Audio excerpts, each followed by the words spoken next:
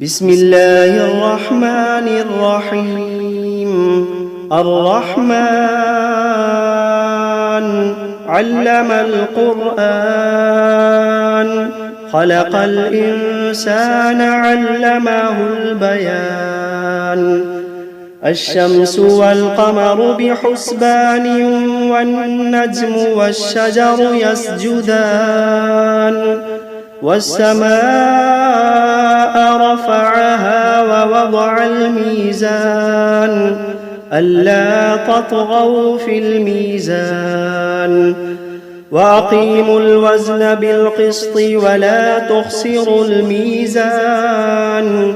والأرض وضعها للأنام، فيها فاكهة والنخل ذات الأكمام، والحب ذو العصف والريحان. فبأي آلاء ربكما تكذبان؟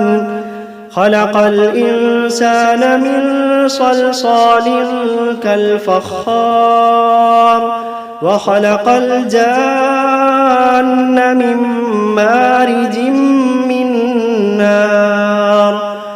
فبأي آلاء ربكما تكذبان؟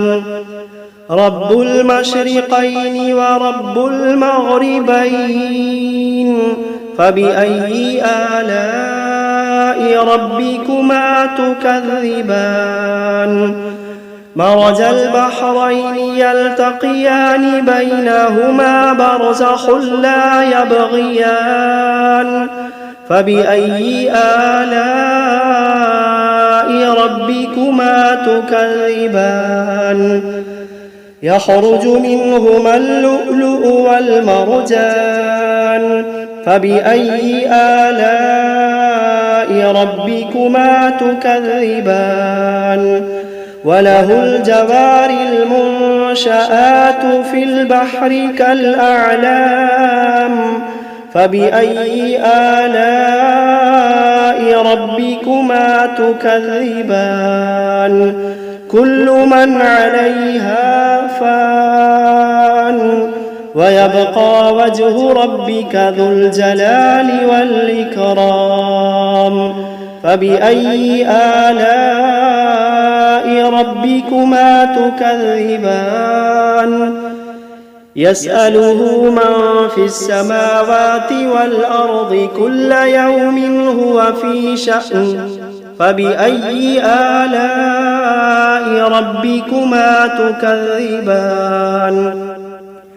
سنفرغ لكم أيها الثقلان. فبأي آلاء ربكما تكذبان؟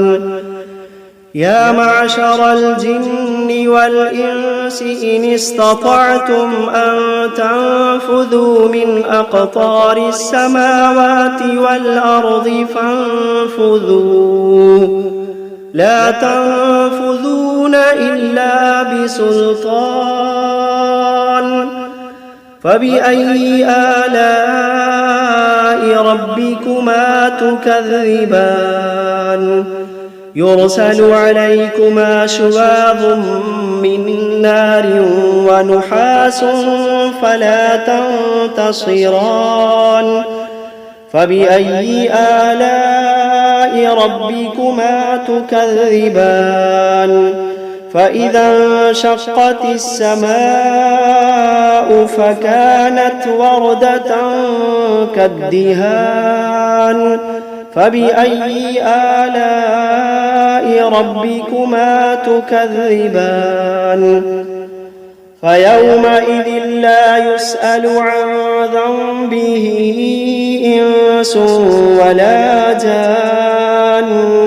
فبأي آلاء ربكما تكذبان؟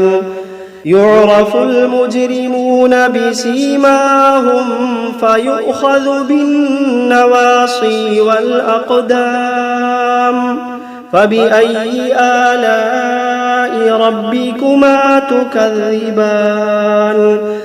هذه جهنم التي يكذب بها المجرمون يطوفون بينها وبين حميم آن فبأي آلاء ربكما تكذبان ولمن خاف مقام ربه جنتان فبأي آلاء ربكما تكذبان ذواتا أفنان فبأي آلاء ربكما تكذبان فيهما عينان تجريان فبأي آلاء ربكما تكذبان فيهما من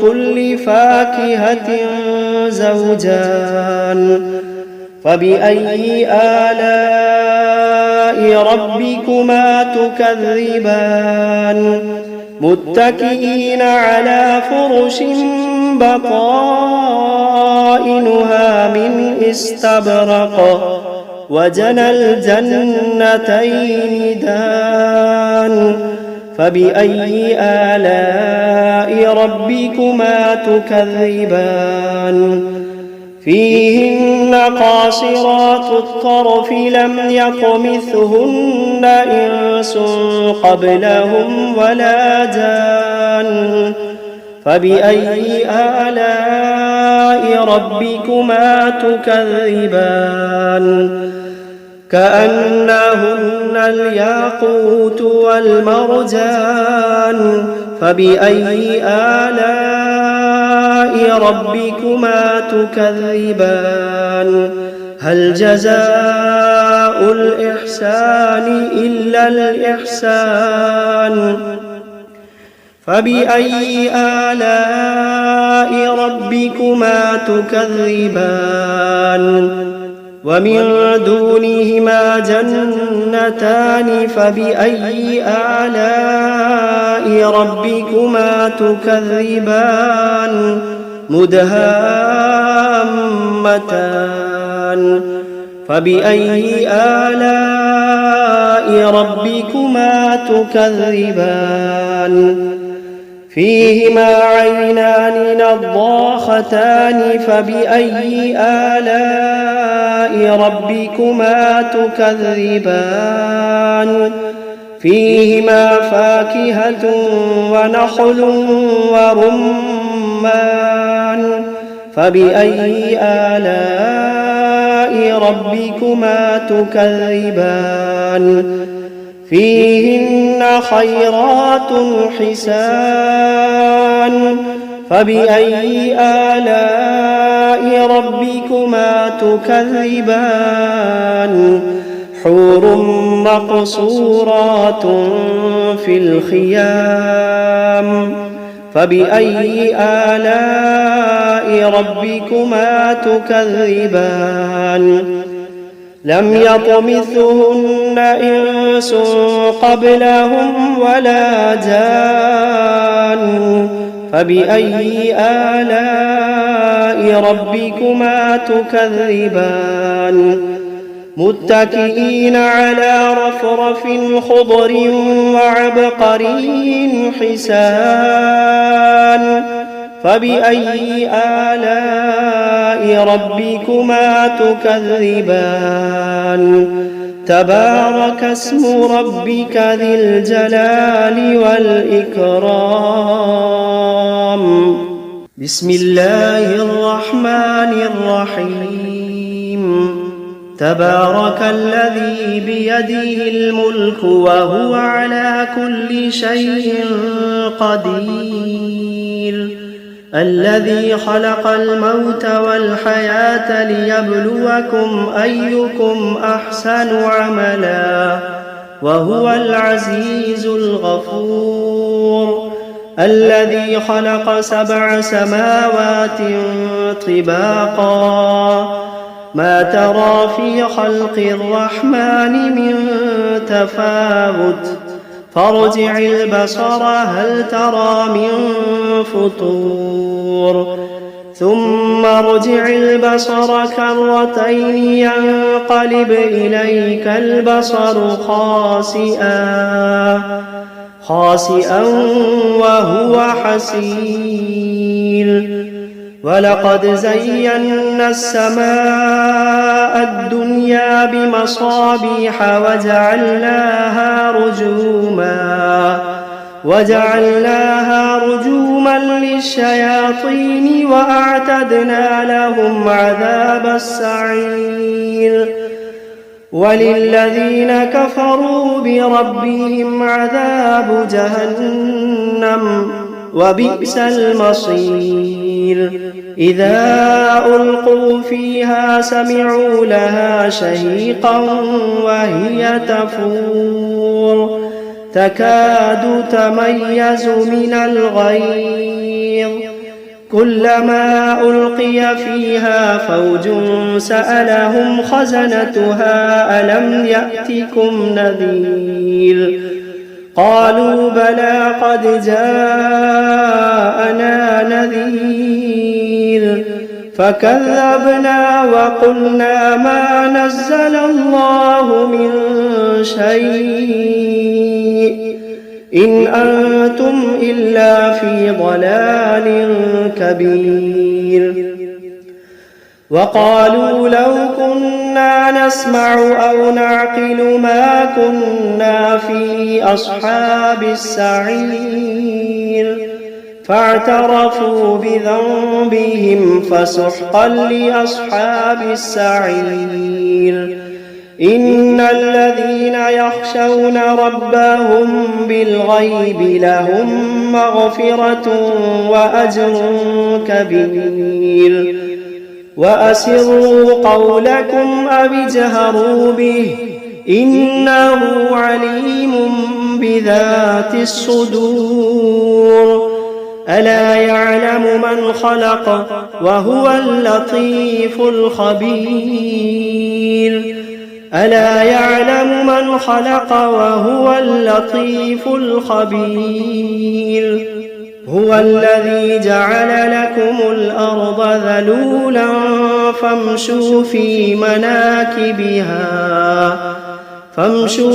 مناكبها وكلوا من رزقه وإليه النشور أأمنتم من في السماء أن يخسف بكم الأرض فإذا هي تمور أم أمنتم من في السماء أن يرسل عليكم حاصبا فستعلمون كيف نذير ولقد كذب الذين من قبلهم فكيف كان نكير أولم يروا إلى الطير فوقهم صافات ويقبضن ما يمسكوهن إلا الرحمن إنه بكل شيء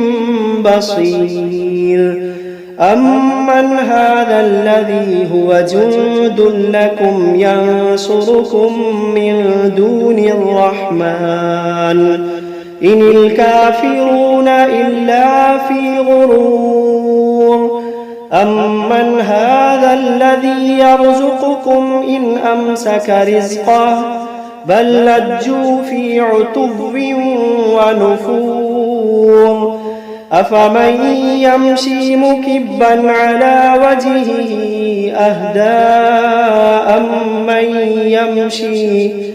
أمن يمشي سويا على صراط مستقيم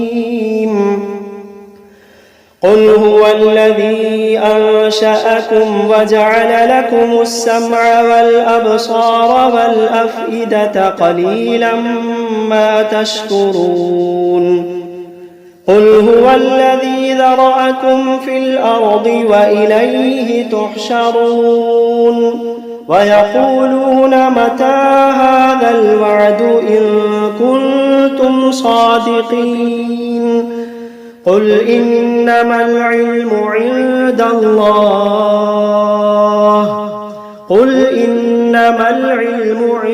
الله وإنما أنا نذير مبين فلما رأوه زلفة سيئت وجوه الذين كفروا وقيل هذا الذي كنتم به تدعون قل أرأيتم إن أهلكني الله ومن معي أو رحمنا فمن يجير الكافرين من عذاب أليم قل هو الرحمن آمنا به وعليه توكلنا فستعلمون من هو في ضلال مبين قل أرأيتم إن أصبح ماؤكم غورا فمن يأتيكم بماء معين بسم الله الرحمن الرحيم قل أوحي إلي أنه استمع نفر من الجن فقالوا إنا سمعنا قرآنا عجبا يهدي إلى الرشد فآمنا به ولن نشرك بربنا أحدا وأنه تعالى جد ربنا ما اتخذ صاحبة ولا ولدا وأنه كان يقول سفيهنا على الله شططا وأنا ظننا أن لن تقول الإنس والجن على الله كذبا وأنه كان رجال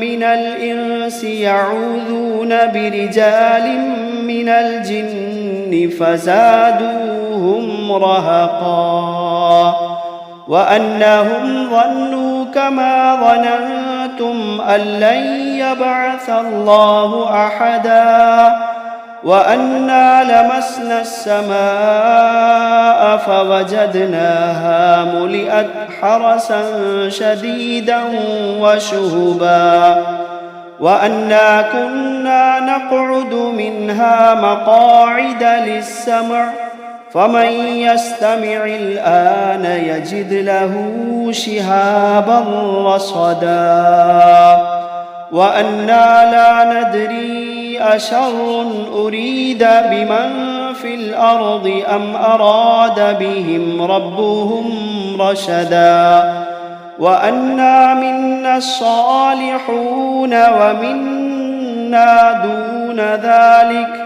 كنا طرائق قددا وأنا ظننا أن لن نعجز الله في الأرض ولن نعجزه هربا وأنا لما سمعنا الهدى آمنا به فمن يؤمن بربه فلا يخاف بخسا ولا رهقا وأنا منا المسلمون ومنا القاسطون فمن أسلم فأولئك تحروا رشدا وأما القاسطون فكانوا لجهنم حطبا وأن لو استقاموا على الطريقة لأسقيناهم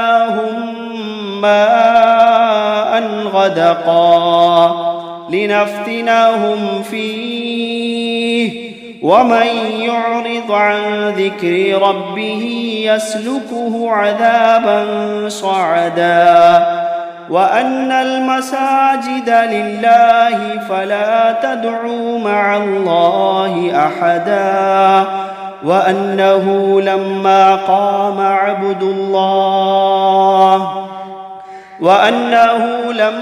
قام عبد الله يدعوه كادوا يكونون عليه لبدا قل إنما أدعو ربي ولا أشرك به أحدا قل إني لا أملك لكم ضرا ولا رشدا قل إني لا أملك لكم ضرا ولا رشدا قل إني لن يجيرني من الله أحد قل إني لن يجيرني من الله أحد ولن أجد من دونه ملتحدا إلا بلاغا من الله ورسالاته ومن يعص الله ورسوله